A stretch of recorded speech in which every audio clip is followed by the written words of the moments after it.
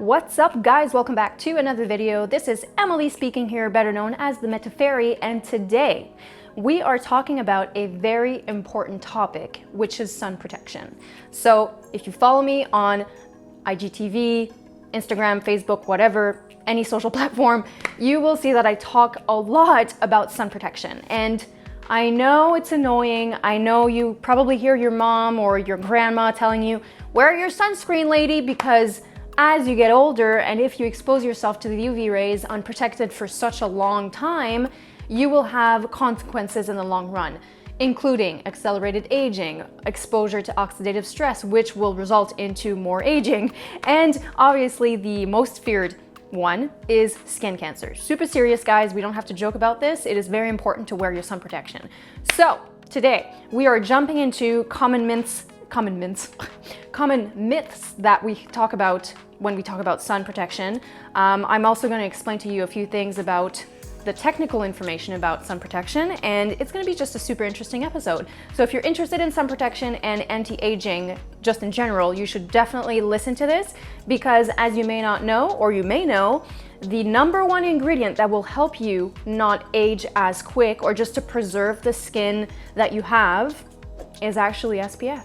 So stick around, like, subscribe, put your comments below, and let's just get into it. Okay, so first and foremost, we're gonna talk about common myths that people may talk about or may think that, you know, we're gonna do the myth buster here. So I wrote them down so I wasn't gonna forget anything. So the first one that I hear commonly is that you are good to go with one application, which is absolutely false. So the thing with SPF is that after 2 hours is no longer valid. So you need to reapply that SPF factor every 2 hours. And one common example that I do see on a regular basis is clients or people that may buy a moisturizer that has an SPF in it. They apply it once in the morning and then they think they're good to go for the rest of the day. So just because your moisturizer has an SPF in it, it doesn't mean that it's good for the day. The SPF factor expires after 2 hours. So what I personally recommend is that spend your good money on a moisturizer that is good for your skin type for the daytime, and just get a separate sunscreen, sun protection that you can reapply throughout the day. Because otherwise, if you, let's say, spend $100 on a moisturizer that has an SPF 20 in it, and you reapply it constantly during the day, first of all, it's gonna cost you a lot of money for that jar. Second of all, it might not be ideal because maybe you wear makeup, maybe you have, you know, that nice contouring action happening, but you're not gonna reapply a cream on top of that every 2 hours. So it's not very convenient. So you want to have a separate, you wanna have a moisturizer on its own, and then you want your SPF that is totally separate and easier to use. You want convenience when we talk about reapplying SPF, you really want convenience. The higher the SPF, the better protection. So that one is ish true and ish false. So the thing with the SPFs is that an SPF 30 will only protect about 2% more than an SPF 15, and an SPF 50 will only protect about like 1% or 2% more than an SPF 30. So as the higher you go, it doesn't mean you have necessarily more protection. It's just like a matter of like 1% more. So it's more of like a marketing thing in my head. So as long as you have an SPF 30, I think that's like the sweet spot. That's the good one, especially for the face. And the key here is not necessarily the SPF amount, it's the reapplication that is crucial. Very, very important. An expiration date doesn't matter on my sunscreen product or any beauty products. That is kind of false. It's not like we're talking about your yogurt that's been sitting maybe 3 extra days in your fridge and you're like, it still tastes fine, it's good. No, it's not the same thing. So when we talk about a sunscreen or a product that has an SPF in it, it is actually a drug. According to the FDA, because it has a medical purpose, so to protect the skin from having skin cancer, it is categorized as a drug. So any product in the US or in Canada that has an SPF in it absolutely needs to have an expiry date on it, unless the manufacturer can prove that it is safe and stable for at least 3 years.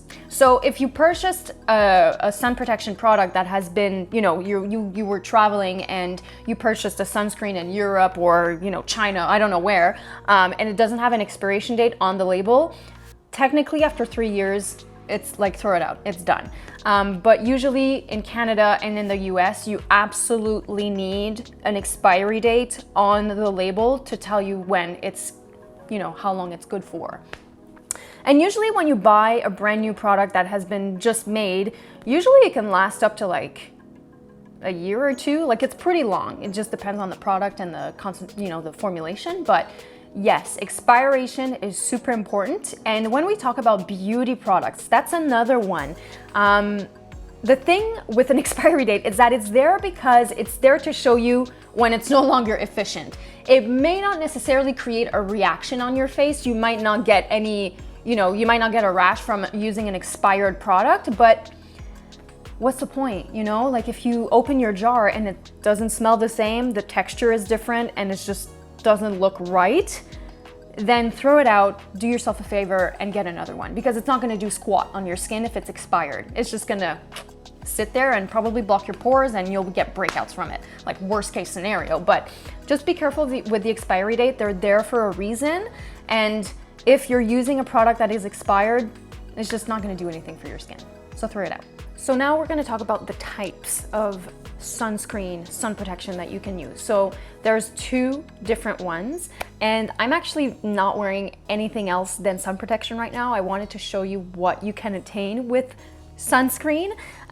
So first and foremost, let's jump into the physical sunscreen. So that's your titanium dioxide, your zinc oxide. Those are your physical blockers. So they block the rays from penetrating your skin. Very, very simple. I like to recommend the physical sunscreens because they are usually more prone to not have a reaction on someone's skin. So someone that may be a little bit more sensitive, or they just don't like wearing sunscreen because they feel like they react all the time, physical sunscreen is your best bud. The SPF agent protects the skin as soon as it's applied on your skin, so it's very, very quick, and it doesn't penetrate your pores. So you have less chances of having a breakout if you are prone to having clogged pores easily. Now, the second one is the chemical sunscreen. So those are your absorbers. So what they do, they absorb the rays, they turn it into heat, and they kick it back into the atmosphere. So it doesn't, they absorb the rays. So that will be your classic avobenzone, oxybenzone, and the list goes on. Those are your chemical filters. So the bonus with a chemical filter is that you'll be able to find other ingredients in the formulation to help other issues and to treat your skin a little bit more. So you can have hydrating ingredients, you can have anti-aging ingredients, peptides, antioxidants, very, very common when you have a chemical formulation. There are less gaps between the sun protection molecules when you apply it on your skin, so you don't have to worry about, oh, did I cover every single inch? Whereas the physical one, you have to make sure that it is applied evenly everywhere. When you use a chemical one, it's very easy, you need less. One thing that I did find in my research when I was looking up information about chemical filters, Hawaii has actually banned chemical filters from, using it in the ocean. So the water-resistant sunscreen, that would be your chemical ones, they have banned oxybenzone and, was it avobenzone?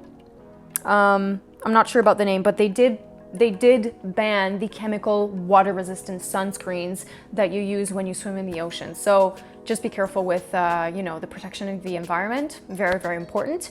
Now, what are my recommendations? So I have a few at work that I do like to work with on a daily basis, and I actually use the 2. So in the morning, I've talked about this so many times. I like the SPF 30 from Guinot. It is a chemical filter, but you have other ingredients in there for anti-aging treatments. It's kind of nice to have that in your sunscreen, especially when you prioritize a good sunscreen for your face.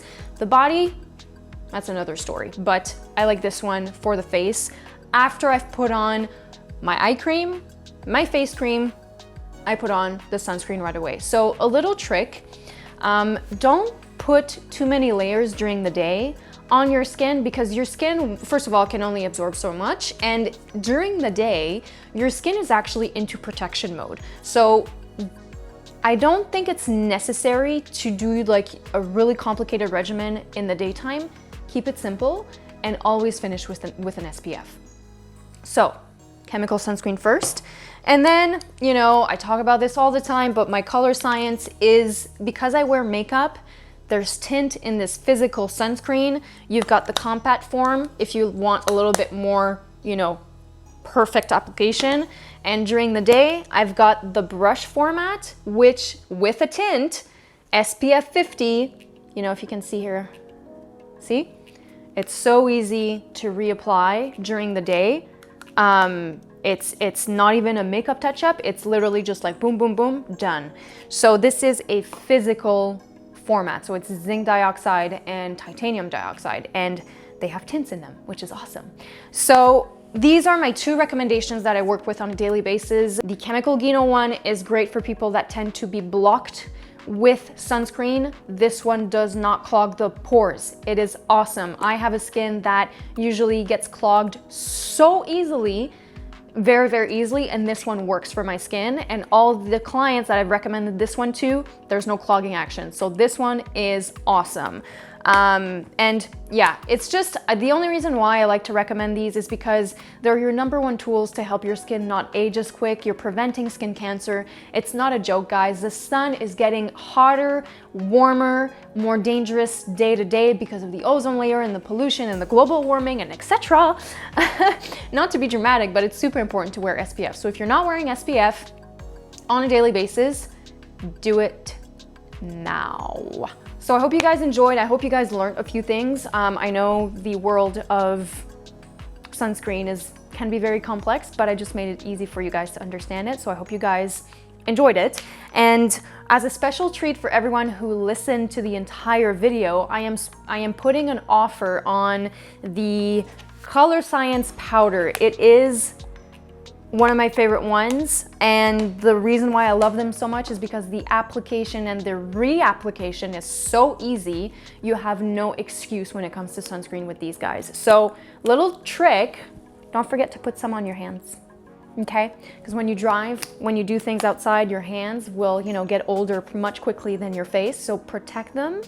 Don't forget to go down to the décolleté, super important. And yeah, take advantage of the discount code. The code will be right here, and it will be 15% off all the ColoreScience products. So if we are out of stock, you can pre-order them. I'll ship them out to you, no problem. They are a great product to have to protect your skin from the sun. Once again, thank you so much for watching. And on that note, go put on your SPF, and we will chat super soon.